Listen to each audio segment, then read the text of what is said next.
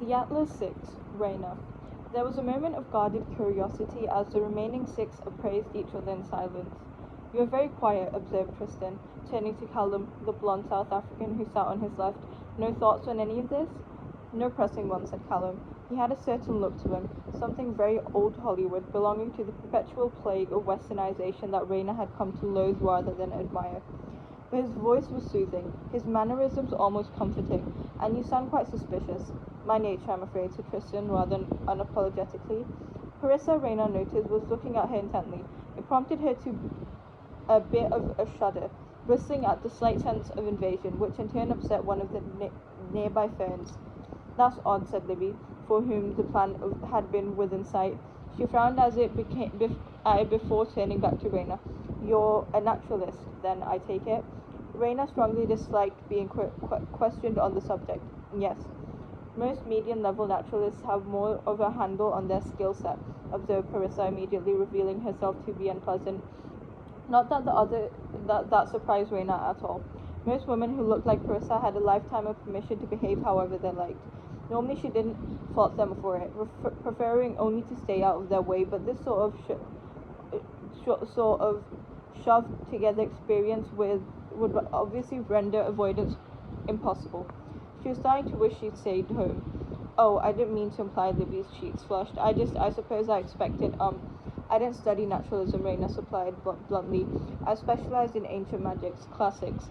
"Oh," said Libby, with a faint confusion, and Parissa's eyes narrowed. "What, like a historian?" "Like one," Reyna echoed, "precisely one." Parissa didn't seem to care for her tone. "So you don't cultivate your own craft at all?" "What is everyone's specialty?" Nico interrupted, jumping in as Reyna's discomfort heightened. Probably best, as a silent request from her would have been had Parissa locked in a chokehold by the very fern she unwisely suspected Reyna of being unable to control. Nico's change in conversation seemed to be more in the interest of sparking conversation with Parissa than it had been defending Reyna. "Yours, for example," he suggested to Parissa, prompting her expression to stiffen. "What's yours?" "Rhodes and I are both physicists." "Well, physics of force, molecular structures, and that sort of thing," Nico said. "I'm better, of course." "Shut up," muttered Libby. "And we have our respective preferred materials, but we can both manipulate physicalities, motion, waves, elements," he summarized, glancing expectantly at Parissa. "And you?" "What about me?" Parissa retorted flippantly. Nico faltered. "Well, I just thought, I don't see why it's necessary that we share the details of our specialities," Tristan cut in sourly. "We're competing against each other, aren't we?" "But we still have to work together," Libby argued, looking moderately aghast. "Do you really intend to keep your magic a secret for the next year?" "Why not?" said Parissa, shrugging. "Anyone clever enough to figure it out probably deserves to. And as far as the intricacies, but it's not like we can perform as a group while knowing nothing about each other," Nico attempted, looking as if his intent was to put the others at ease. Reyna had a feeling he considered himself likable enough to manage it, and it was possible he wasn't wrong. "Even if one of us is going to be eliminated eventually," Nico said, "I don't see why it helps to cripple all of us as a group." "You only say that because you already told us your specialty," Callum murmured, half smirking, which made Reyna like him less. "Well, I've got nothing to be ashamed of," Nico said, flaring a little with irritation, which made her like him more. "So unless the rest of you have some sort of insecurity about whatever it is you do." "Insecurity?" Tristan scoffed. "So you're assuming you're the best in the room, then?" "I didn't say that," Nico insisted. He doesn't think he's the best in the room," said Parissa, "but then again, who doesn't? Except maybe you," she determined, giving Reyna an unfriendly glance. She, Reyna thought, was safely at the bottom of the list of people she intended to be friends with. "I just think there's some way we can compromise at least," said Nico. "Shouldn't we have some idea who can do that?" "I agreed," said Reyna, mostly because she didn't see that Parissa and Tristan were resistant. It made no difference to her. Everyone already knew her specialty, so she, like Nico and the thankfully now silent Libby, had no reason not to bolster his argument and pressure the others into confessing. "Otherwise, the physical specialties are going to take on the majority of the work, and if I have to waste all my energy on security..." "Not everything has to be brute force," said Tristan irritably. "Just because you have physical specialties doesn't mean you'll be doing all the magic." "Well, you certainly aren't giving me a reason to..." "Stop," said Nico, and because it was startling, conversation halted. "Who's doing that?" Reyna detested the interruption, but better Nico than Tristan. "Doing what?" "Rose should have spoken by now," Nico said, sliding Libby a glance. She blinked surprised, and then Nico turned his attention back to the others, peering suspiciously at Tristan, Parissa, and Callum. "Someone convinced her not to. Who was that?" Tristan glanced at Parissa. "Wow, Thanks, she said dryly. That's not obvious. Well, you can hardly blame me for it. It's not me, Parissa snapped, irritated now, and Reina for a smile. Not only was the Tristan-Parissa alliance cracking early, but now it was obvious what Parissa's specialty was. She could either read minds or emotions. One of you can influence behavior, Nico accused, adding blisteringly, don't. There was only one option left. One by one, they gradually turned their attention to Callum, who sighed. Relax, he said, crossing one leg listlessly over the other. She was anxious. I turned it down. Libby blinked, suddenly furious. How dare you? Rhodes, Nico said. The air's too dry for this kind of volatility. Short Verona. So you're an empath, said Verena, glancing at Callum, and that means a glance at Parissa. You can read minds, she guessed. Determining it unlikely that society claiming to be the most advanced in its kind would invite two pairs of identical specialities. Not anymore, Parissa said with a glare at Tristan. They've all got shields up now. No one can hold that for long, Tristan said, looking suspiciously at Callum, especially if we're going to have to guard our emotions too. This is ridiculous, Libby said, having successfully forced out Callum's influence by then. Listen, I'm the last person to ever say Verona's doing anything reasonable. Who, said Callum, who was probably being difficult on purpose. Aye, Nicholas then. Wherever the point is, Libby exhaled impatiently. We'll never get anything done if we're trying to protect ourselves from each other. I came here to learn, for fuck's sake, she snapped, which Reina was exceedingly relieved to hear. Libby may have been annoying, but at least she wasn't afraid to insist on something genuinely important. Her priorities, unlike everyone else's, were in the right place. I absolutely refuse, Libby, have to exhaust my magic just to keep you lot out of my head. Fine, said Callum lazily. I promise not to put any of you at ease then.